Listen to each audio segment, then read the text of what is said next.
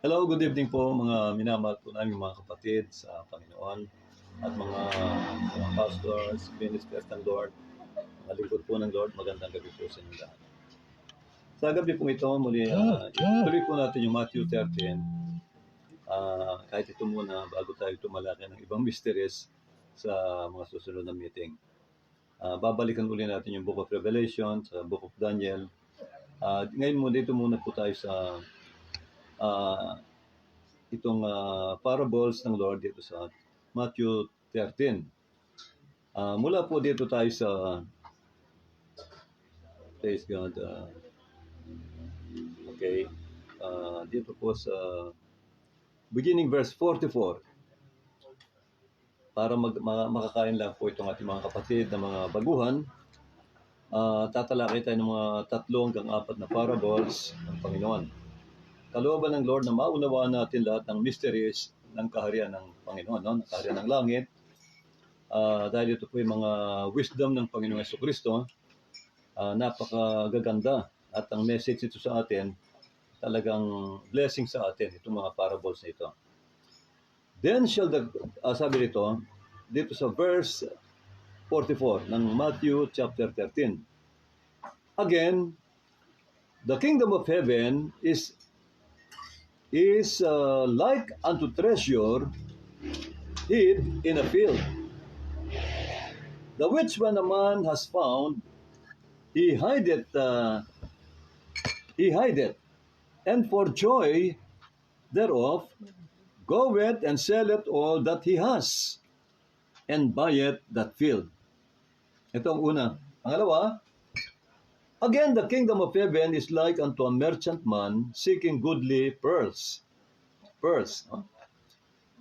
who, when he had found one pearl of great price, went out and sold all that he had,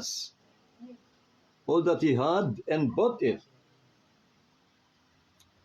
Pangatlo, again, the kingdom of heaven is like unto a net that was cast into the sea, and gathered of every kind, which when it was full, they drew it to shore, and sat down and gathered the good into the vessels, but cast the bad away.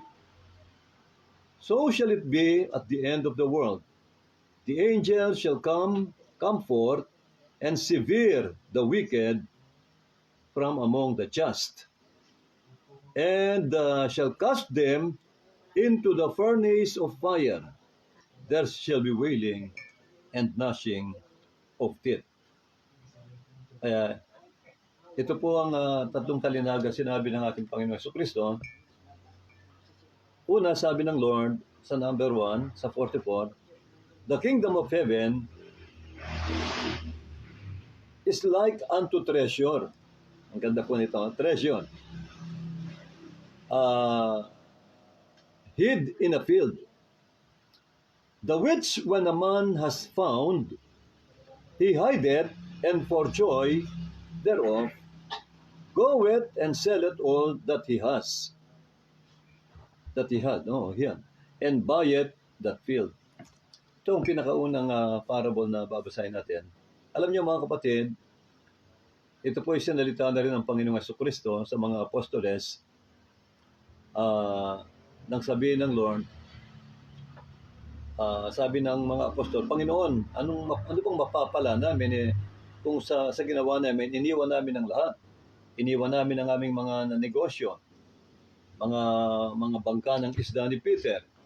Iniwan namin ang aming mga pamilya, at kami sumunod sa iyo. Iniwan namin ang aming mga lupain. Sumagot ang Panginoon Jesucristo, sabi niya, sinasabi ko sa inyo ang totoo. Ito po, no? Lahat kayong nag-iwan ng inyong mga negosyo, lupain, asawa, anak, pamilya, alang-alang sa akin o sa kaharian ng Diyos. Anong sabi ni Jesus? Kayo'y tatanggap ng 100 doble. Ano man ang iniwan nyo, tatanggap kayo ng 100-fold, sabi ni Jesus. Kaya dito mga kapatid, makikita natin ito, napakalinaw eh. Ang kaharian ng langit, sabi ng Panginoong Yesus, ay katulad ng isang kayamanan na nakita o nahukay sa isang bukirin. Siguro ang isang tao naghuhukay, nakahukay ng 1 toneladang ginto o 2 tonelada, hindi niya kayang buhatin, makikita siya, hindi naman niya pwedeng ipasakay sa truck o ma-backhoe kasi makikita nga dahil hindi kanya yung lupa, ang ginawa niya, tinabunan niya. Sabi rito, tinabunan niya sa sobrang kagalakan, yung nahukay niyang gold, tinabunan niya.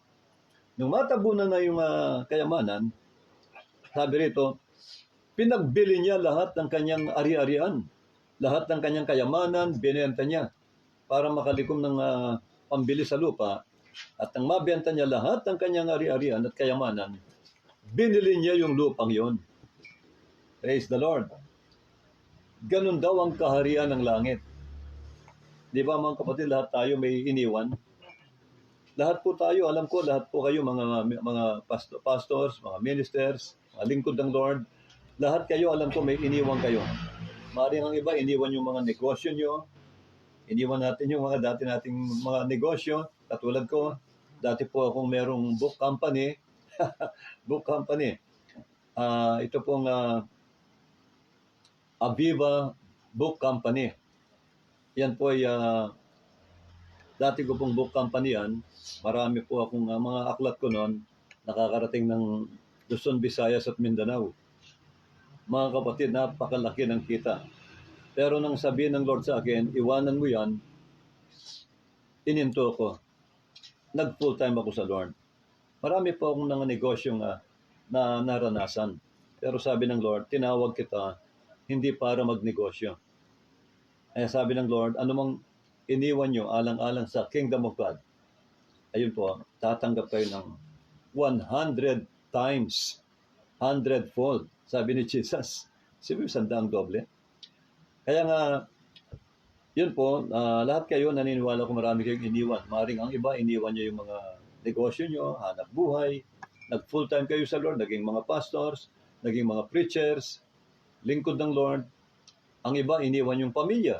Katulad kanina, nabanggit ko yan. Isang kapatid sa church, isang manggagawa ng Lord, nag full time. Ang totoo, iniwan niya yung kanyang pamilya. Dahil yung pamilya naman niya, nando sa mother niya. Maganda naman ang kalagayan. Sinusustentuhan ng mother, yung mga anak niya, 2 nandun din. Siya nag full time sa Lord. Iniwan yung pamilya. Iniwan po yung lahat ng pinag-aralan niya. Ano siya, talagang commerce graduate, may maganda yung hanap buhay, pero iniwan niya yun. Nag full time sa Lord, para lang sa kaharian ng Lord. Kaya ito ang sinabi ng Panginoon. Pag nakita mo ang tunay na kayamanan, tunay na treasure, yun pala yung salita ng Diyos. Yan pala si Jesus. Alam natin lahat, si Jesus ay ang salita ng Diyos. Revelation 19, at si Jesus ay tinatawag na the Word of God. Kaya nga itong Bible, itong Word of God, at si Jesus ay iisa. Pag binabasa natin ang Biblia, pinag-aaralan natin si Jesus. Siya ang Word of God in written form. Kaya nga napakalaga ng Bible sa atin. Ito ang salita ng Lord. Mga kapatid, iisa yan. Si Jesus at ang salita ng Diyos ay iisa. Kaya sabi niya, ang kaharian ng langit matutulad sa isang kayamanan na nahukay ng isang tao. Ibig sabihin, natagpuan, nakita, nakilala. At nang makilala niya, mga kapatid, iniwan niya ang lahat. Maraming ganyan na mga lingkod ng Lord, iniwan ang lahat, sumunod kay Kristo, at naging lingkod ng Diyos. Yan po, mapalad po kayo. Kung ginawa niyo po yan, yun ang talinhagang ito, mga kapatid. Sabi rito, lahat ng kayamanan mo raw, pagbebenta mo para lang mabili mo yung kayamanan yun. Sapagkat yan ang tunay na kayamanan na hindi nasisira kailanman. Alam niyo na po, no? The Word of God. Si Jesus. Siya ang tunay nating kayamanan. Ang Panginoong Jesucristo. Number 2. Sabi nito again, ano yung susunod? The kingdom of heaven is like unto a net. Yung pangalawa, no? Mahalagang yung mga baguhan maunawaan nila ito itong mga talinhaga ni Jesus. Sinalita niya ito sa parables, no? Talagang siya ay Diyos ng karunungan.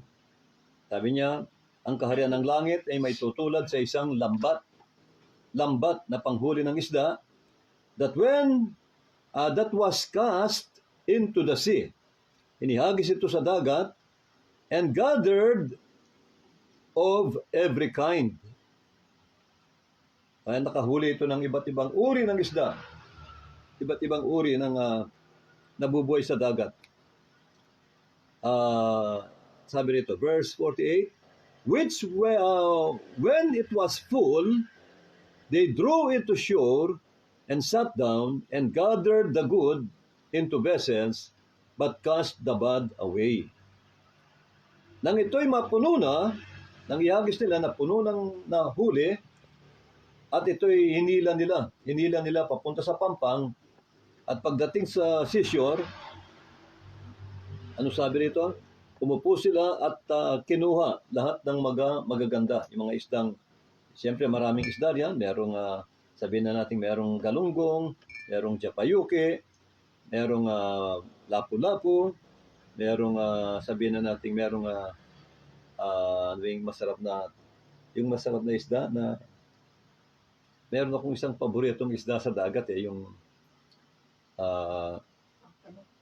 pampano. Tama ka. Alam ni Sir Meli, yung pampano, grabe. Ang sarap, parang lapu-lapu rin siya. Yung pampano po, ako napakasarap sa lutong kamatis. Ano ba yun?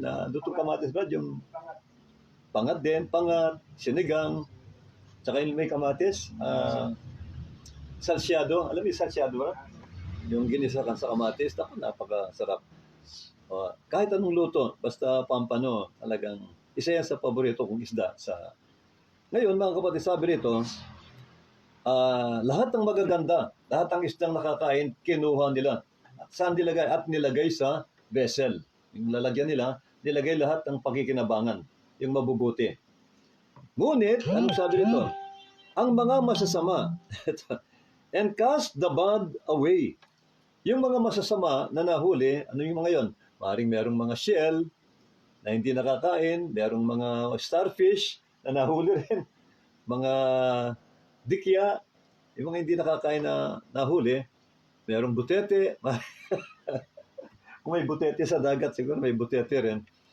Lahat ng hindi nakakain, mga bad, itinapon nila, cast away, sabi ng Biblia.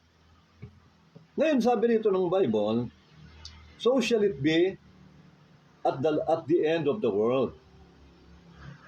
Sabi niya, no? Ganun din ang mangyayari sa katapusan ng mundo.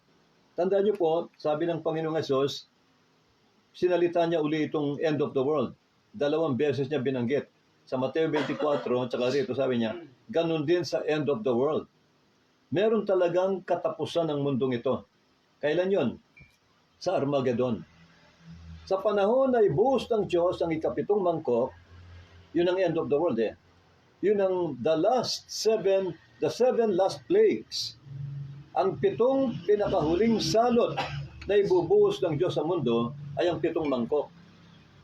At ang pinaka matinding tribulation dyan ay ang pang-7 mangkok. Kapag binuhos siya ng pang-7 anghel, naku mga kapatid, lilintol ng napakalakas. Grabe, mababagsak lahat ng bato na nakapatong sa bato. Lulubog ang mga isla. Ang mga bundok daw ay mapapatag, sabi ng Revelation 16.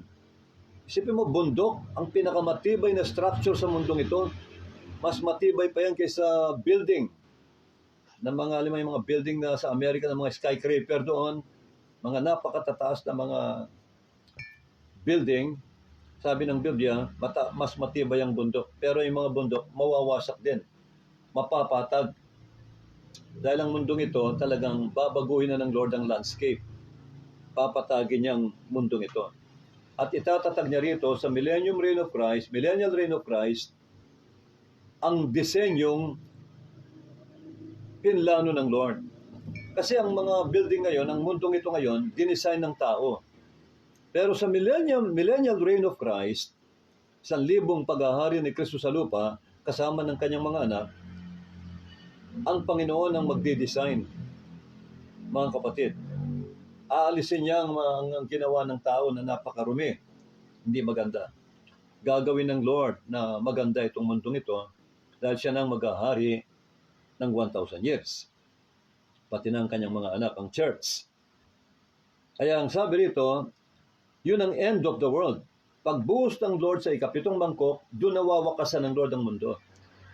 Halos mamamatay na lahat ang mga taong hindi chosen at meron lang matitirang buhay sa bawat bansa para magparaming muli.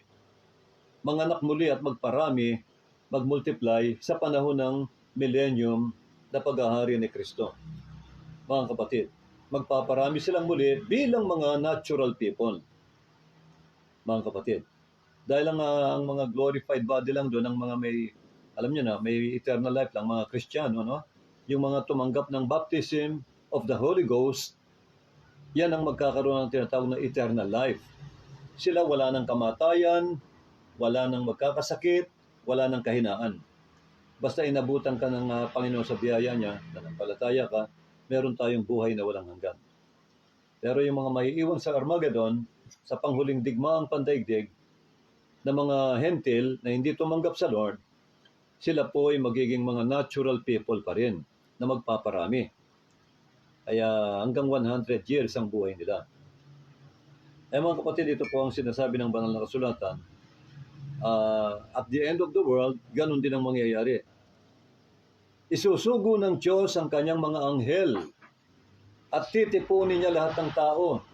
Lahat ng anak niya, ipaiipon niya sa mga anghel niya at lahat sila idadalhin niya sa kanyang kaharian.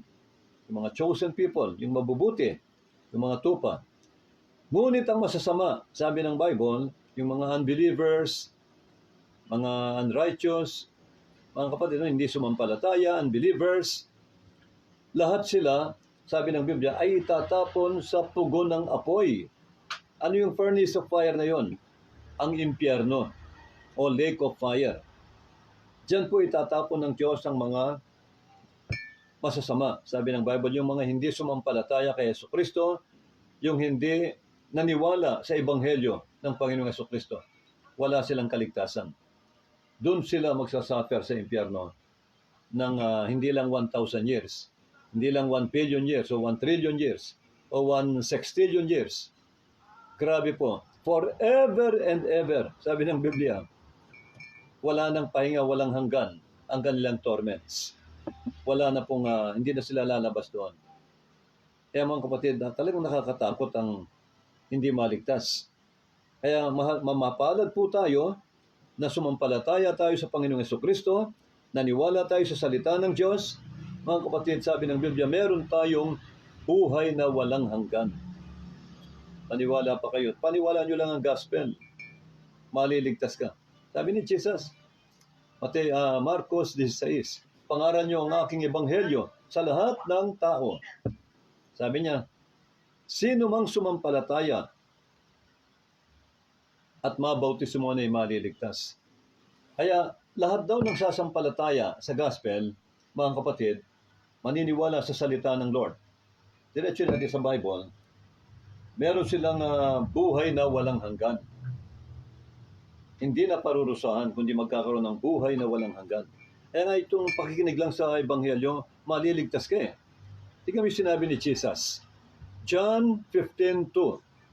Ano sabi ng Panginoon Jesucristo sa mga alagad?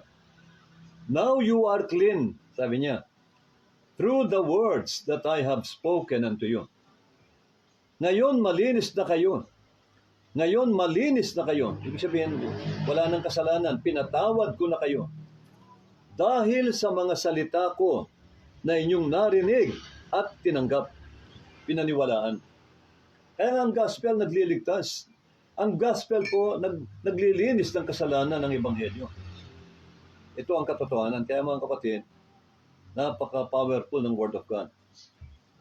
Kaya yung mga taong hindi naniwala sa Ebanghelyo, talagang parurusahan yun.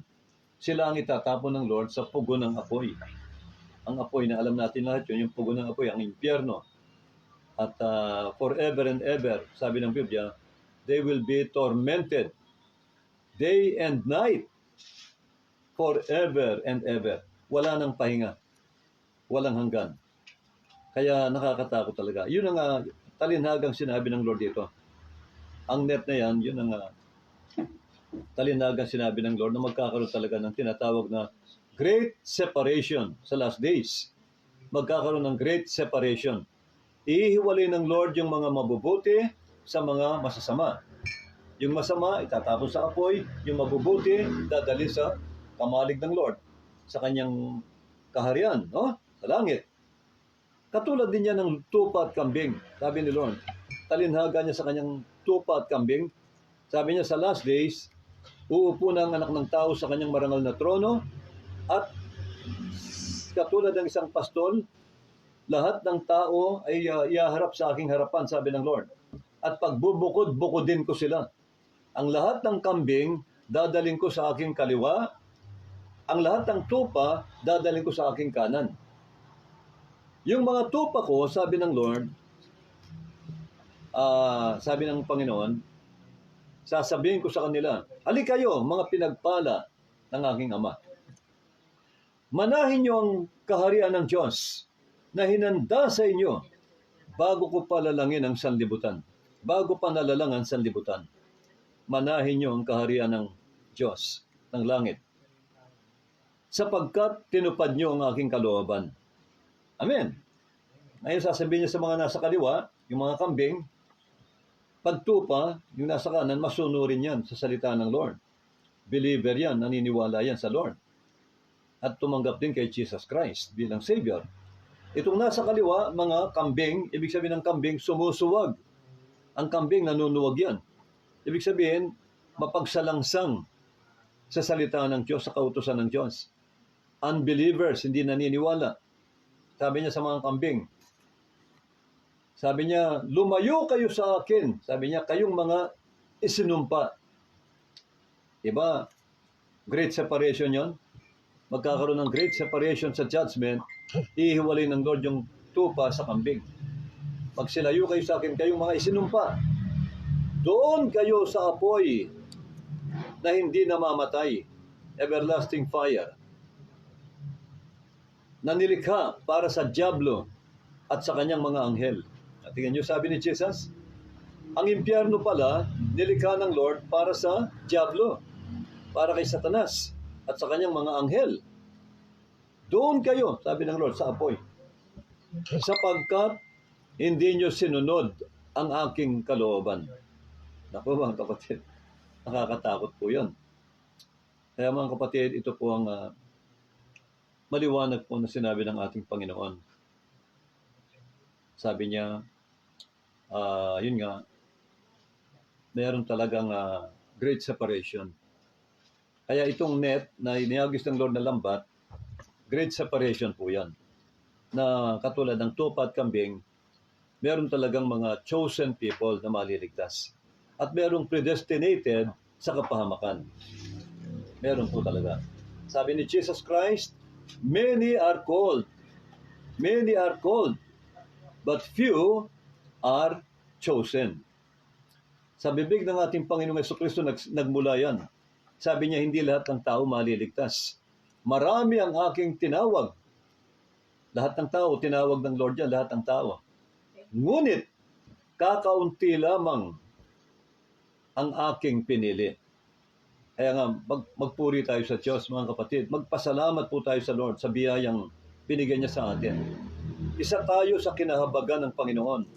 Binigyan niya tayo ng malambot na puso para sumampalataya, maniwala, kaya meron tayong buhay na walang hanggan. Napakapalad po natin kung alam lang ng mga tao yan. Hindi lahat ng tao binibigyan ng Lord ng eternal life. Alam niyo ang Israel, silang lahat, ang Israel ngayon, mga unbelievers. Unbeliever ngayon ang Israel. Kaya nga, mas mapalad tayo sa Israel ngayon, mga kapatid. Kaya nga sabi ni Pablo di ba sinabi ni Apostol Pablo, ang Israel ngayon ay hindi tunay na Israel. Sino ang tunay na Israel? Sabi niya, kayo ang tunay na seed of Abraham, seed of promise. Ang church, lahat ng tumanggap kay Hesukristo, lahat ng sumampalataya sa Ebanghelyo, tinatawag ng Panginoon na binhi ni Abraham. Mga kapatid, sila ang tinatawag ng Panginoon at ni Apostol Pablo na spiritual Israelites.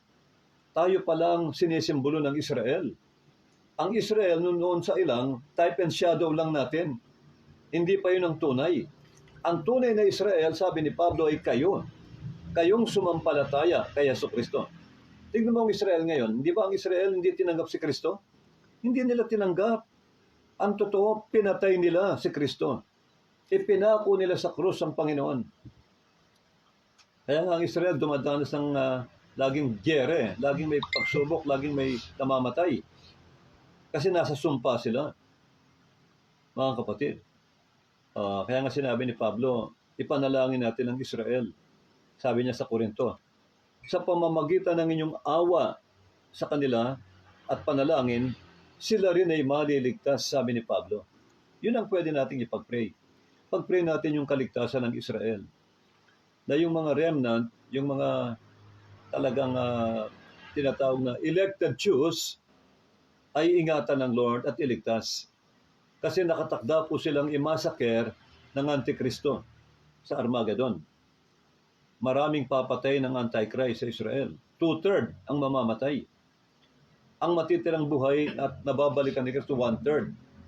Kaya nga, alam natin ang future ng Israel. Pero sila, hindi nila alam ang kanilang future. Kaya sabi ni Pablo, kahabagan niyo ang Israel. Sa pamamagitan ng inyong awa at panalangin, sila rin ay maliligtas, sabi ni Paul. Kaya nga mapalad po tayong mga hentil na sumampalataya kay Kristo. Tayo ang ginawa ng Lord na church. Papalad po tayo. Praise God. Kaya ito ang great separation. At panghuli, dito na tayo sa panghuli siguro. Dito tayo sa chapter 11. At chapter 13 pa rin. 13, verse 31. Continuation po ng parable ni Jesus sa chapter 13. Kasi dito siya maraming parables eh.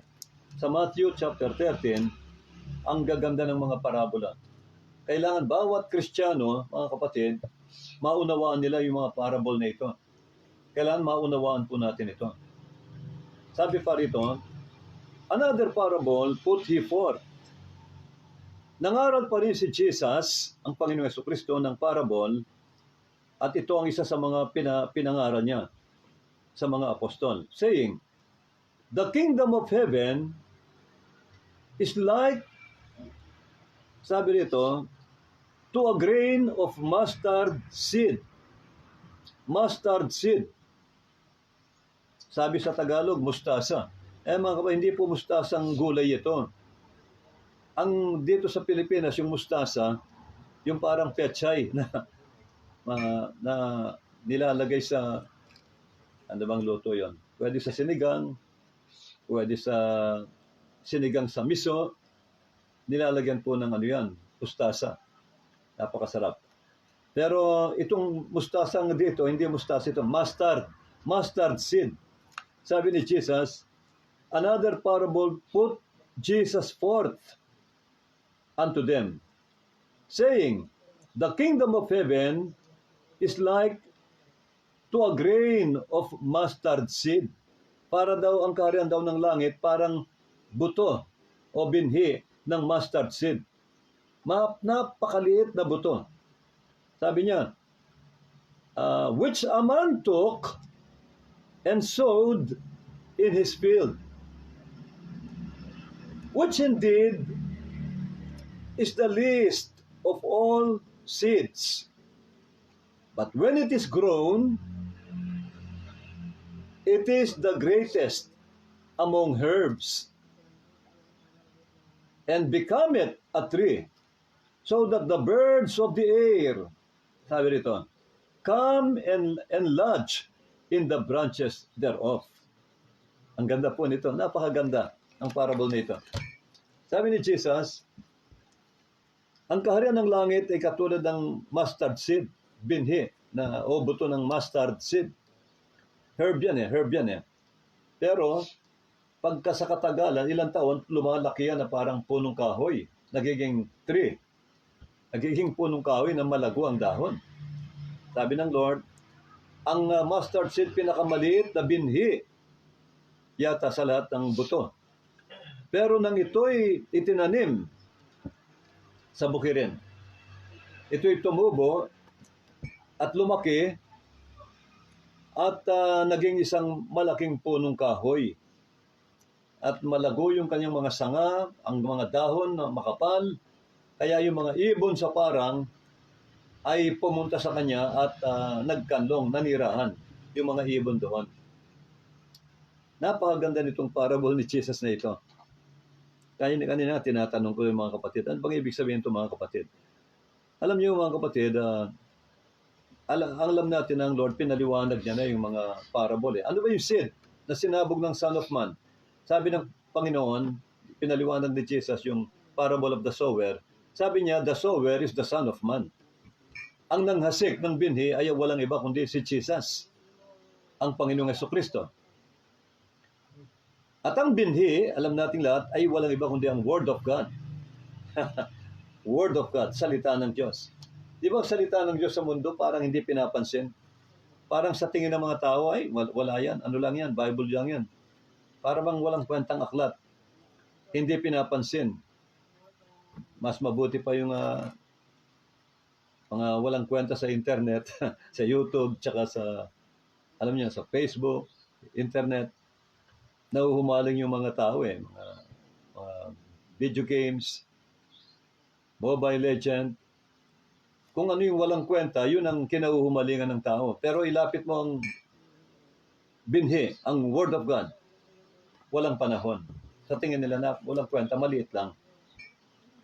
Pinakamaliit na bagay. Sabi ng Lord, maliit na binhi ng mustard seed. Pero nang ito'y itinanim sa bukirin. Ano ang bukirin? Hindi ba ang mundong ito, ang mga tao? Tayo ang tinatamunan ng binhi ng Lord. Kaya makikita mo sa parable of the sower. Sabi ng Lord, ang binhi ay ang salita ng Diyos. Isinabog ito sa puso ng mga tao. Merong natanim sa batuhan, merong natanim sa magandang lupa, perfect. May natanim sa daan, matigas. May natanim sa dawagan, hindi namunga.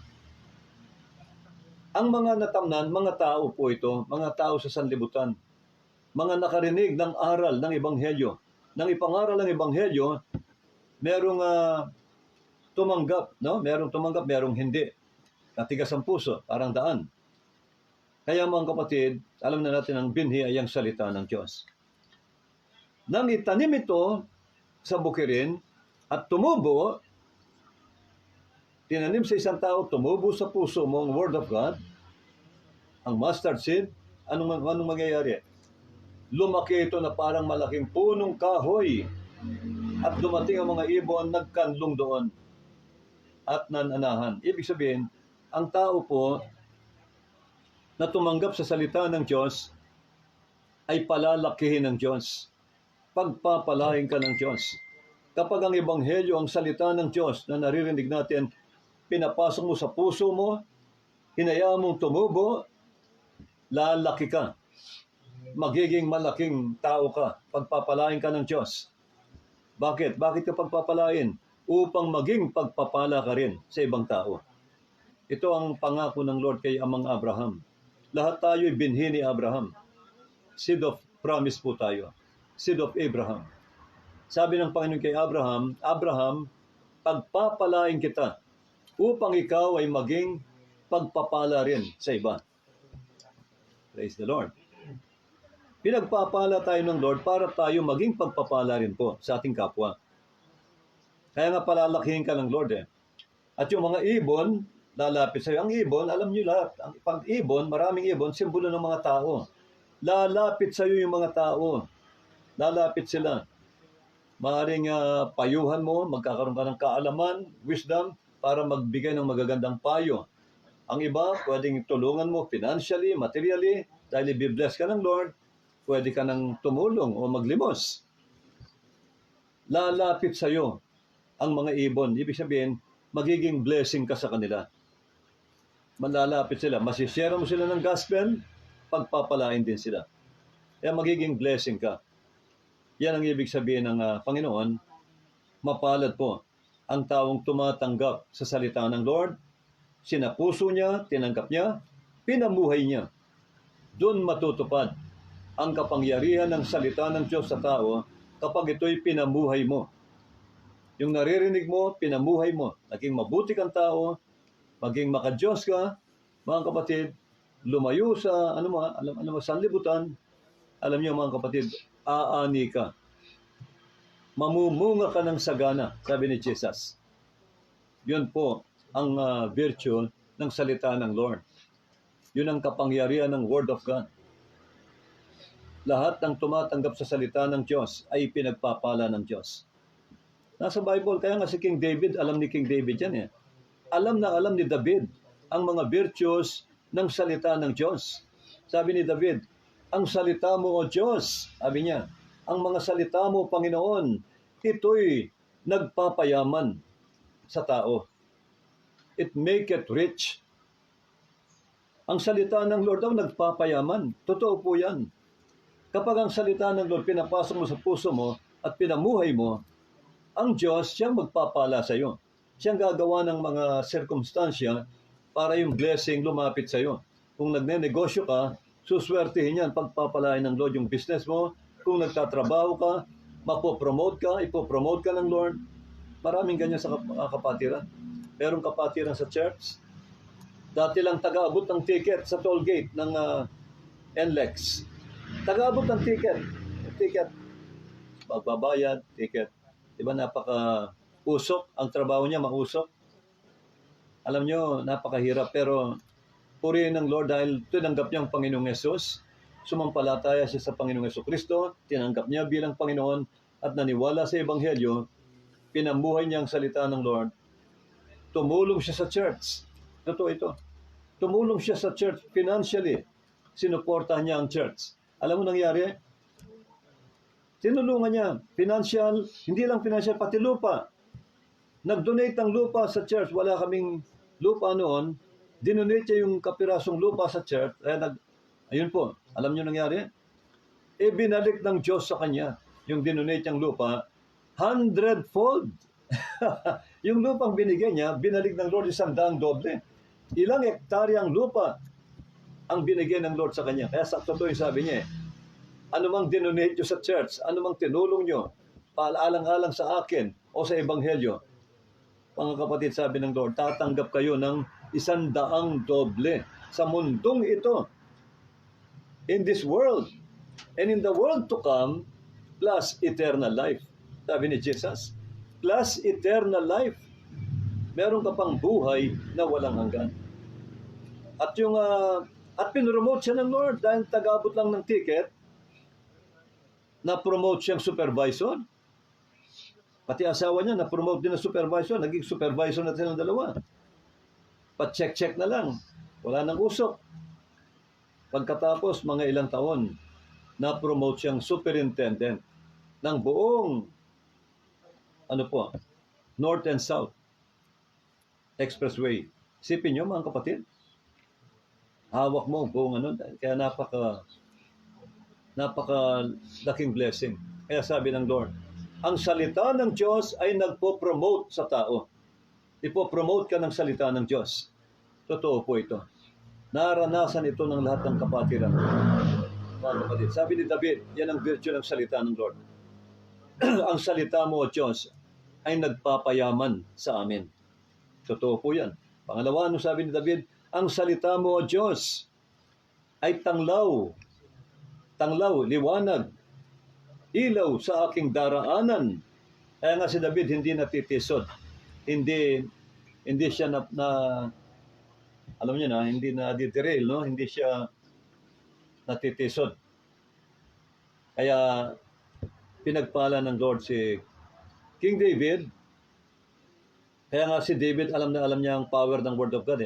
Ang salita mo, O Diyos, sabi niya, higit pa sa ginto at silver. Sabi ni David, totoo yan dahil ito ang tunay na ginto. Ito ang tunay na kayamanan natin. Higit pa sa ginto. Ano ba sabi ng Lord? Ang sabi ni David, ang salita mo, O Diyos, higit pa sa honey, sa tamis. Sweeter than honey. Amen. Alam ni David, ni King David, ang mga virtues ng salita ng Lord. Ang salita mo, O Diyos, ay naglilinis ng kasalanan. Tingnan niyo mga kapatid. Napakaraming kapangyarihan ng salita ng Diyos. Ang salita ng Diyos ay nagliligtas sa kapahamakan. Ang salita ng Diyos, ang dami po, mga kapatid. Nagbibigay ng karunungan at kaalaman. Amen. Magiging matalino ka kapag binabasa mo ang salita ng Diyos. Kaya totoo ang parable ni Jesus Christ. Ang mustard seed, bagamat hindi pinapansin sa mundo, ang tingin niya maliit na buto lang, pero nang tumubo sa puso ng tao, ang taong yan ay lalaki, pagpapalain, ipopromote ng Lord. Mga kapatid, isang pulubi, sabi ng Lord, kaya kong gawing hari, sabi niya. Totoo yan. Maraming kapatid ang ganyan po, na promote sila dahil sa salita ng Diyos. Pananampalataya sa Ebanghelyo at kay Kristo. Yun ang mga susi. Thank you, Lord. Mga kapatid, siguro, meron pa ba? Meron pa rito na. Last. Last na lang po ito. Marami pa, no? Pero, talakayin natin ng isa. Last na lang po, na parable. 13 pa ulit tayo, no? Okay, last na po ito bago tayo manalangin. Ito pong parable of itong leaven, no? Leaven, no? Another parable spake he unto them, the kingdom of heaven is like unto a leaven, which a woman, sabi nito, took and hid in 3 measures of meal, till the whole was leavened.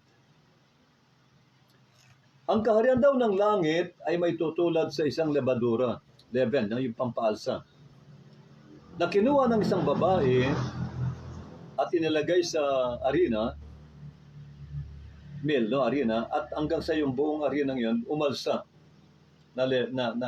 Umalsa lahat. Ano ibig sabihin ng Panginoong Yesus dito, mga kapatid? Ano ba yung lebadura? Minsan, nagsalita si Jesus sa mga apostol, sabi niya, beware of the leaven of the Pharisees. Mag-ingat kayo sa lebadura ng mga Pariseyo. Yun, sinabi ni Jesus yan, mag-ingat kayo sa lebadura nila o sa leaven nila, no? Ano ba yung leaven? Ano ba yung lebadura?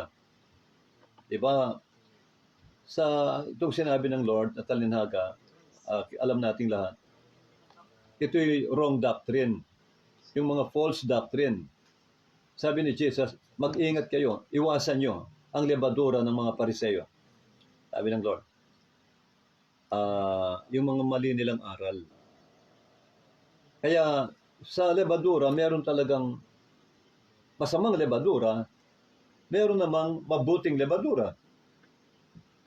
Itong tinagong ito, may lebadura na katulad ng salita ng Diyos, mabuting lebadura. Pag ito'y tinanggap ng isang tao, nilagay sa isang arena, ang arena aalsa. Ang linaw ng sabi ng ang kingdom of God, katulad ng lebadura na nilagay ng babae sa isang arena. Compound meaning ang leaven sa Bible. Merong mabuting lebadura, merong masamang lebadura. Yung mabuting lebadura, siyempre yung magagandang aral ng Lord, yung salita ng Diyos, may epekto yan sa tao. Pag yan itinago mo sa iyong puso, talagang aalsa ka. Parang tinapay na nilagyan ng pampaalsa. Ibig sabihin, walang pagkakaiba dito sa katabi niya na mustard seed. Kapag ang mustard seed tumubo sa puso mo ang salita ng Diyos, lalaki ka, parang puno. Ganun din sa lebadura, aalsa ka. Kapag ang salita ng Lord tinanim mo sa puso mo, aalsa ka. Ibig sabihin, lalaki ka. Pagpapalain ka ng Diyos sa mundong ito. Magtatagumpay ka. Sabi ng Biblia. God can make you a great person, no? Pwede kanyang palakihin sa mundong ito. Pwede kanyang pagpalain. Pwede kanyang, sabi nga niya, ang isang pulubi, kaya kong gawing hari. At ang hari, kaya kong gawing pulubi, sabi ng Lord. Siya lahat ang gumagawa niyan. Hindi tao. Hindi tao ang nagbibigay ng gumagawa ng destiny sa buhay niya. Ang Diyos mismo ang nagtatakda ng lahat. Totoo po yan. Kaya, mga pastors, mga ministers, ang Diyos ang nagtalaga sa iyo yan para magamit niya.